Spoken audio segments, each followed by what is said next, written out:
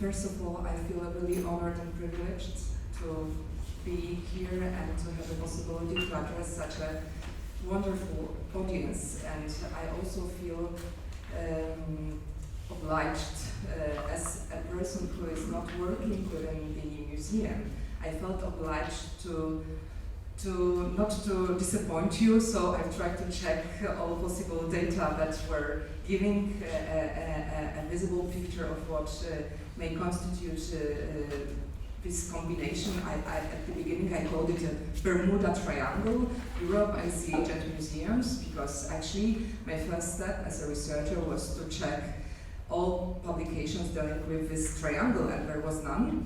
There were many on ICH and museums, many on, well, almost none on ICH and the European Union. And then I really needed to think how to address the issue.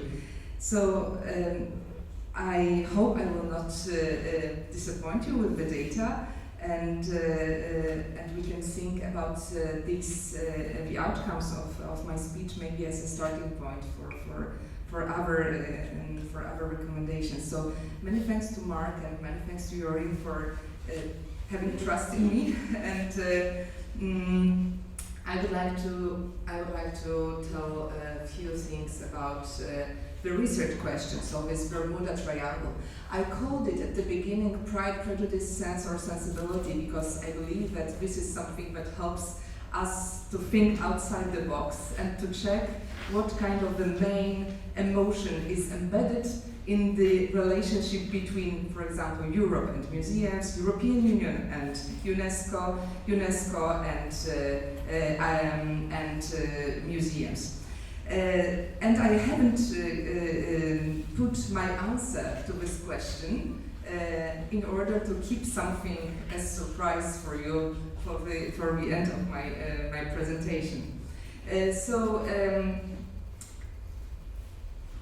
I try to triangulate the research method. So that means to apply different frameworks. That is cultural anthropology framework. I used ethnographic methodology. I did some interviews with ICH experts. I went to Brussels, I went to Paris. I spoke to people involved in bringing ICH into the European Union, and also with the people who were working in the Secretariat. Then I also did this typical legal and document analysis in order to find what is there already, what is visible in the documents that are implemented and that are adopted on the level of the European Union.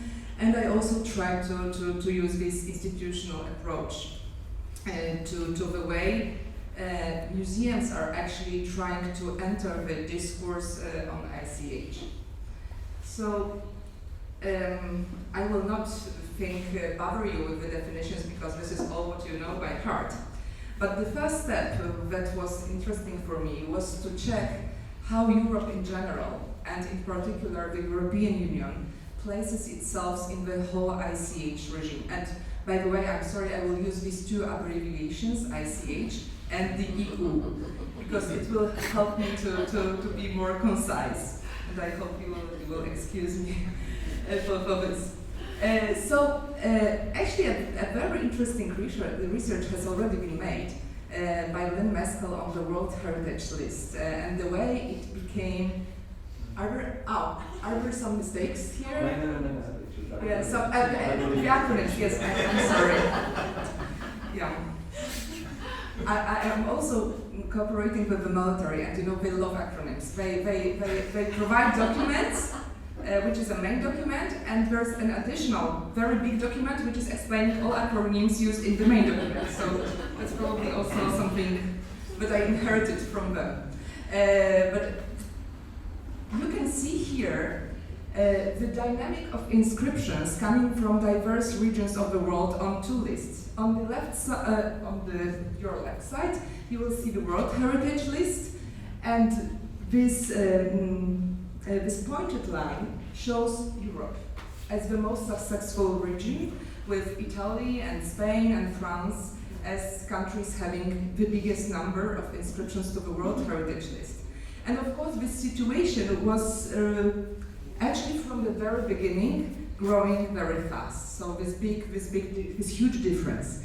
And in the beginning of the 90s, it really became an issue, and they have started to create global strategies to somehow solve the problem of this imbalance, which cannot be so easily solved, as you can see. And my question was whether Europe as a region who dominated in terms of colonial issues for centuries over the rest of the world, has used all possibilities related to the new instrument. For many states, this instrument is a political one used to boost, the image of the country on international level.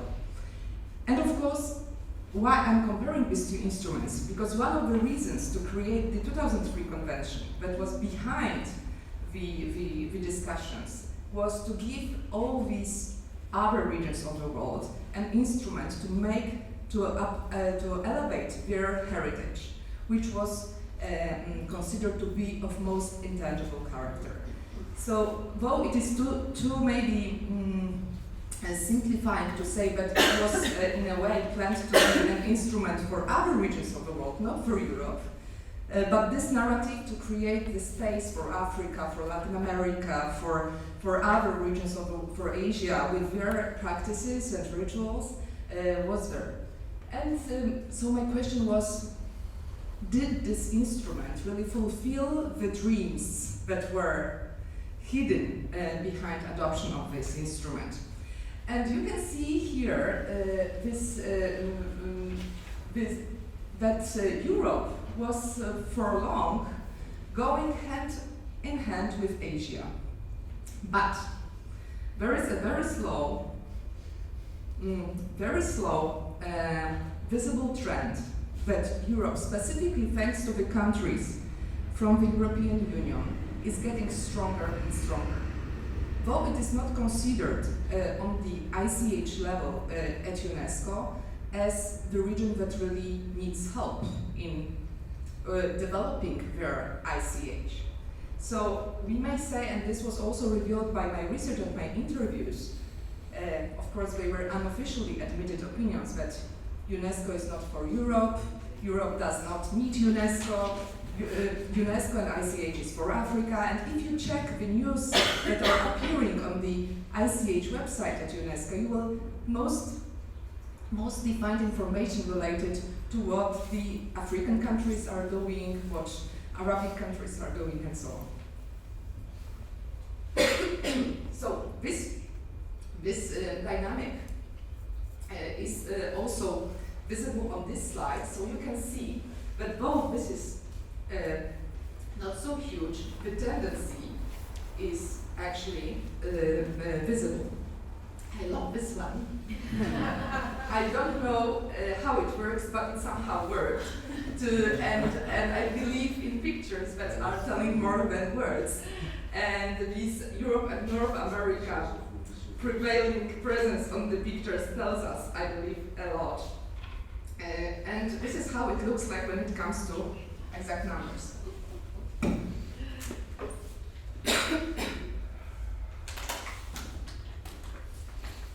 My second question was, Europe. What is Europe actually? If we look, we cannot simplify talking about Europe and think that it is only the European Union countries. If you look into the regional groups at UNESCO ICH Convention, we have Group 1 and Group 2. Group 1, which is mainly Western Europe and North America, but United States are not part of the convention, but we have Turkey there, and we have the group number 2, which is mainly Eastern Europe, but with some more Central Asian countries, with few Central Asian countries. But more or less we have 46 countries belonging altogether to these groups. Group 1 and Group 2, which are merged for the sake of the comparison here as Europe together. So the question was, how much influence of the result of Europe as a region comes from the impact of the European Union member states? And it's huge. As you can see here, there are 161 inscriptions coming from these both groups, Group 1 and Group 2, whereas 24%, so the majority of them, comes from the European Union member states. So I have counted it twice, so you can also check it here. There are two different numbers, because for the first slide I have counted 106 inscriptions as unique inscriptions. That means if you have a multinational nomination, it was counted as one, if it was composed of the countries from the European Union. And here they were counted separately for every country. But I will use this example for 106 nominations that were accepted from the European Union member states to the representative list. Sorry. The interesting thing is that though the representative list was not adopted without controversies, it was perceived by many experts as the greatest sin and the greatest failure of the convention. But it's the repeating of the World Heritage characterization. Of course, with the term representative list, there was a kind of a feeling that we will avoid the hierarchization. But nevertheless, in practice and from the state's perspective, this is the list that counts as the visible sign of, you know, your heritage power in the world regime. And that's a pity, because it's a kind of a beauty contest with unfair rules. Why unfair rules? I will never say, and I think we all sitting here will agree, that being on the list doesn't mean that you have better, more profound, more interesting element of heritage. It means only, in fact, that we have better funds, better administration, better diplomats, and better resources to use to have the inscription being adopted and being a decision for intergovernmental committee to be made. A pity that we observe joining different UNESCO meetings is that even nominations that are prepared with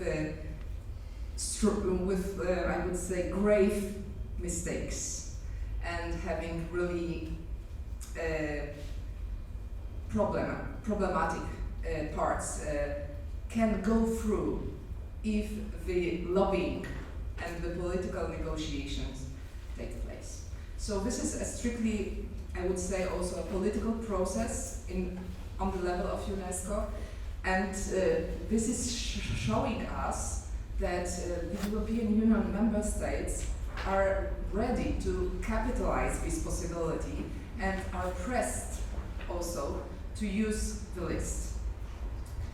How it goes when it comes to the register of good practices, the list, which is again the third type of the list that were embedded into the convention. We have a representative list, we have urgent safeguarding list. EU member states are not interested in urgent safeguarding. They are not in the position to have problems in urgent safeguarding. And the register of good practices, the third list. An interesting case here is that I have it somewhere, maybe it's here. Yeah, is that it is not considered as a relevant instrument. However, even here we have the greatest majority of inscriptions coming from Europe. And the ironic situation is that the register was created and it is written to consider special needs of developing countries. And you will not find any inscription on the register coming from Africa or from Arab states. So those regions considered as the most in need in terms of sharing good practices are actually not capable to meet very complicated criteria to have the inscription, whereas Europe can. And Belgium and Hungary and Spain are the countries having 2 or 3 or more inscriptions. So this Cinderella of heritage lists, even this Cinderella is, I would say, dominated by Europe. So this is the moment where we are. We have Europe, which is quite successful, and which is actually looking in a long-term perspective, getting more and more visibility and presence on the level of the convention that was created for other regions of the world. And we have the museums here. So this was also, again, a quite hard task to see what is the approach to museums, especially that if you are familiar with the UNESCO ICH rhetoric, you know that museologization is one of the greatest things that you can do to ICH. Museologization is a synonym of freezing, of killing, of archiving, and keeping people out of the practices. So everyone here who was confronted with the writing nomination has in mind that we had to write these nominations, and I myself was involved in writing the first Polish nomination that made it to the list. We were afraid of even mentioning the museums which were in the field, because we were keeping in mind that this might be considered as something which is contra the possible inscription. So what I tried to do for the first, to collect the first level of data was to see what are the institutional frames for the cooperation of the European Union and UNESCO. Because it happened it appeared to me that the European Union was completely not interested when the ICH Convention was drafted. And I was thinking, why? We all know that the European Union had a very interesting position and the possibility to negotiate 2005 convention. And it negotiated as a whole, as the European Union, this convention. And the 2005 Cultural Diversity Convention appears very often in the discourse that is presented on the level of the European Union, whereas ICH is not there. And actually this is one of the reasons, I believe, when I have been going through the drafting process of the 2005 and 2003, I could see that the greatest focus on the side of the European Union was at that time on 2005, and nobody actually really cared for 2003, and nobody thought that it might be so powerful instrument. And now we know that it is most successful and most powerful heritage instrument in the world, being almost universally ratified by 179 countries now. Yes. So I was trying to see what is actually the possibility of this cooperation between the European Union and UNESCO in terms of ICH. First of all, we have these general possibilities made by the presence of the liaison offices. Yes, we have EU liaison office in Paris by UNESCO, and we have UNESCO liaison office in Brussels. So I visited the offices and asked about how you deal with the ICH, what you do, and the answer of my colleagues, whom I was telling that I'm going to do this research, was like this: "Oh, Hanna, this will be a very short research." Why short? Because there are actually no really data available in the field, and there are no really great projects to discuss about that are considered as a flag projects for ICH made in cooperation with these two organizations. Only one, the Medlicher project, which was not designed for Europe but for Jordan, Lebanon, Egypt, and Syria, was co-funded by the European Union. And actually, this project, when I have talked to different experts engaged in this, was considered to be a failure. Though of course you will read on the website interesting documents and nice reports about how successful the project was, you will see and you will hear of the record that this was a very bureaucratic process, that the European Union only took care about how many times the report will use the term European Union funded, and so on. However, there are signs of projects which are going. The biggest one is related to the way UNESCO is engaged in the Iraq and the way it is going to help to restore mainly tangible heritage. But there is a place for ICH in the project related to the reviving of the ICH in Mosul. And there is also a survey on the way European Union member states are going to implement ICH ideas to school education. So there are, few signs of embedding ICH to the World Heritage paradigm.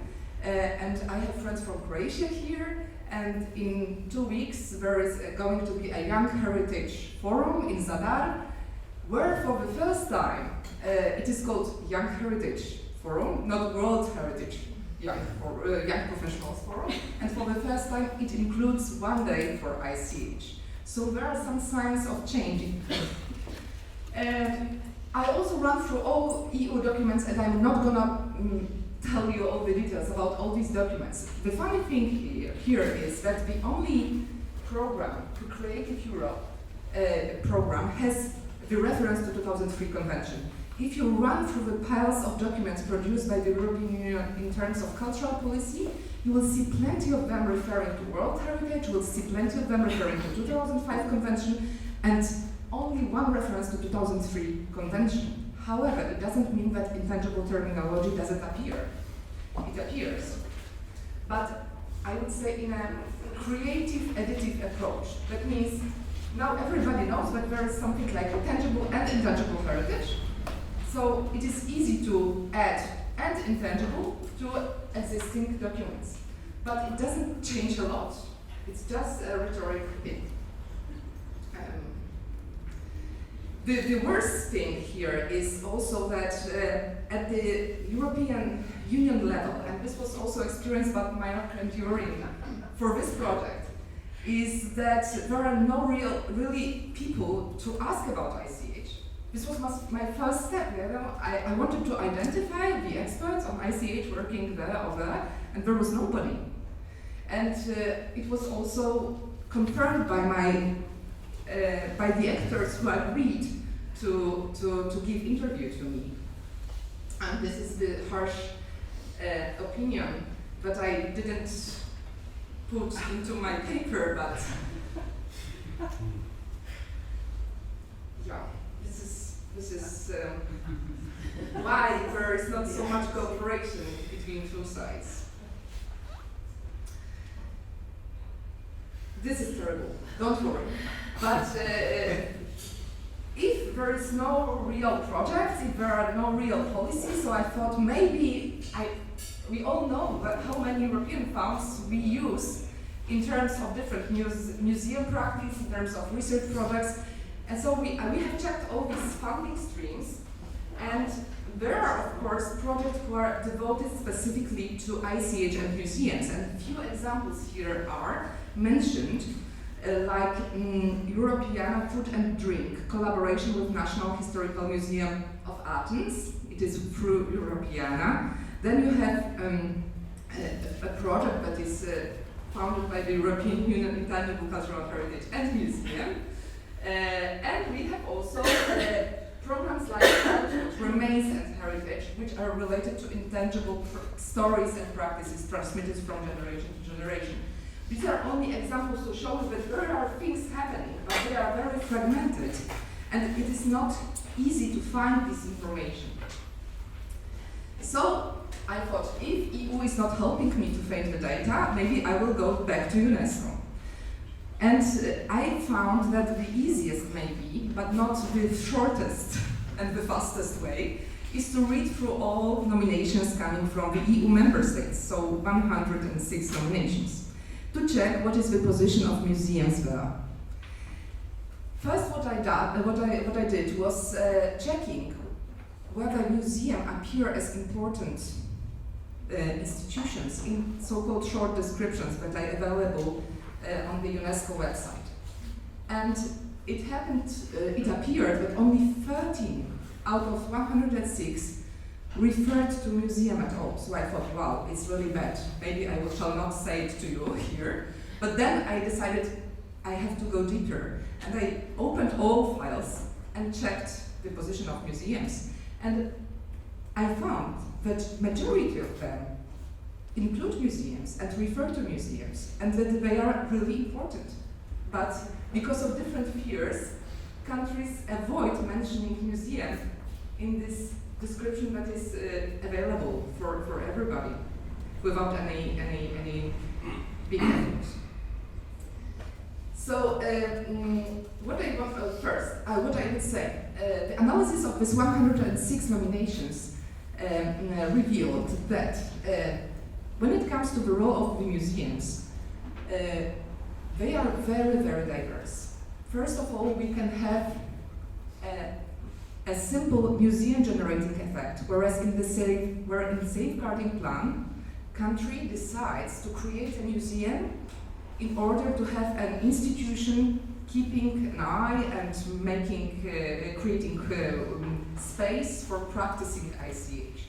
This was, for example, in the case of Rebetiko in Greece, that they have designed a specific new place, though other museums who were collecting materials of Rebetiko already existed. Then we have museum as an element of broader ICH community, as one of supporters of the nomination, as one of institutions in the chain of institutions taking care of the heritage. This was also a case of Polish nomination, where we had museum as one of the institutions. And then we have few nominations that are purely not maybe museum-like, but more museum-based. And this was the case of Blaudruck, this blue dye textiles techniques, the multinational nominations submitted by Germany, by Austria, by Hungary, and what I found, and by Slovakia, what I found in the nomination file was that the role of museums remains essential in the safeguarding of the element, both in the transmission of knowledge as well as in preservation and protection. And if you open the file, you will find 20 museums which are actually contributing to this nomination. The same concerns the multinational nominations concerning the celebrations related to the 1st of March, Bulgaria, Romania, Moldova, and public placemaking in Slovakia, where you have in Slovenia, where you have the museum as the heart of sustaining and of keeping the practice alive. And of course, you will see also museum as a researching and collecting institution, which is perceived as its most traditional function. However, what is interesting is that there is a new terminology appearing in the discourse. So we can find open urban museum, which is well known for all of us, but we find eco-museum, like Eco-Museum Batana. We have living museums, we have virtual museums, and in terms of contributing to the discussion that was just held, I would say that maybe an idea to bring this ICH element to museum is to use the concept of co-museum, because museums are more and more trying to cooperate, to communicate, to connect. Yes, so co-museums, I think, is something that shows this participatory approach that is used by museums I believe on a large scale, but maybe it is not so visible. So this is the graphic way of showing how this museum terminology and museum discourse in the nomination forms appears. I must mention, yes, only one negative example. When reading through the 106 nominations, I found only one example of a negative connotation to museum. It was used in the Lithuanian case of Sutartinės. The songs, very simple songs that you use to play with kids. A week ago I had the possibility to practice this by myself, and it was written, it is not like a museum piece. So, and it was to show, to prove that this is still living. So a museum piece was something that was it. And the role of the European Union, it shows that it is an important funding institution for many countries. It is considered as a legal regulator. For example, there was one nomination when there were safety regulations that were needed to be met for carnivals using fires. Yes, so EU as a legal regulator and regulations provider that you have to comply with if you want to practice ICH, and also research framework provider. Risks and challenges. What I think is visible after trying to go through the different layers is that the European Union thinks about heritage in general in a tangible way and in a very economic way. So it is an economy booster. It's hard to embed ICH discourse and ICH values, which are not in contradiction to economy. We know that many communities live out of their ICH heritage, but this is not the main focus here. And also I believe that this is the rhetoric, the European Union rhetoric that was also presented yesterday by Markus Proch, that actually goes very strictly to the political level, to the political heritage level. What are common and shared European values? I would say democracy, rules of law, human rights. But these are values that are implemented on the political level. When it comes to these local communities and to differences in the interpretation of what constitutes our identity, it's really hard to say that we have shared and common heritage. And so I believe that this difference, this diversity between the level of political heritage and the level of cultural heritage is important to bear in mind. And the problem it's almost last slide, the problem here is that if you think about ICH on both museum side and both European Union side, you will not find ICH understood the way it is understood by UNESCO and the way the definition is given in Article 2 of the Convention. However, you will find the creative people writing about intangible asset, intangible cultural production, intangible values, intangible treasures, intangible factors on the side of the European Union. And on the side of the museums, and what I have checked were the NEMO reports and statements, we have intangible cultural issues, intangible evidence, intangible meaning, intangible knowledge, intangible culture, intangible expression. I don't know why everybody avoids the term intangible cultural heritage. But it seems that it is too simple or too complicated, and we somehow use the word intangible, which was not so present in the discourse before, but we do not use this cultural heritage expression. And the question here is, what is this ICH perceived as perceived for? What is its objective? On the side of the European Union, I called it European heritage market approach. Economy booster, stimulating jobs, attracting tourism, and so on. On the side of the European museums, at least what is available in the NEMO reports and statements, it is more complex. So we have fostering creativity, we have also attracting tourists, sorry for this mistake, but also encouraging dialogue and interpreting past. So we can see that there is a broader understanding on the side of museums of what is ICH, even if they don't use ICH terminology. The possible bridge for this Bermuda Triangle and for these three actors, European Union and museums and UNESCO, is the bridge which is built on the sustainable development idea. But it is not used bridge. So the bridge is there, but nobody goes through this bridge on any of this side. And I was really actually laughing when I saw that museums were so enthusiastically reacting to SDG 11 Sustainable Development Goal, where it says about different institutions that are involved.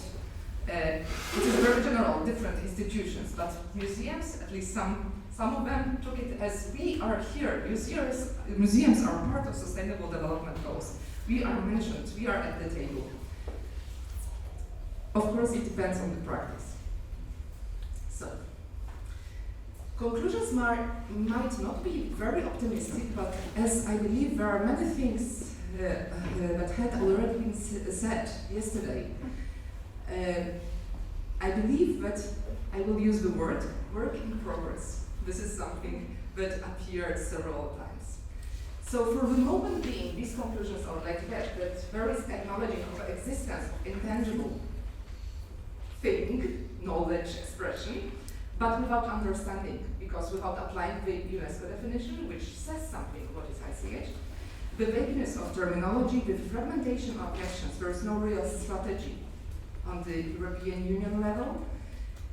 And this approach, what I called heritage market approach, the tangible paradigm that is still prevailing, and the risk of reducing ICH to three S's. Three S's is a metaphor coined by one of researchers, samosas, saris, and steel drums. That is, samosas what you can eat, saris what you can wear, and steel drums what you can hear. Actually, all of them belong to the sphere that you can digest. And this, in terms of soul or in terms of your body, yes. So this kind of a very tangible and material representational character of ICH. This is a very, very strong risk. And I believe that out of these risks, there are still many challenges and opportunities for museums. So, how about the title that shall be explained at the end? Pride, prejudice, sense, or sensibility.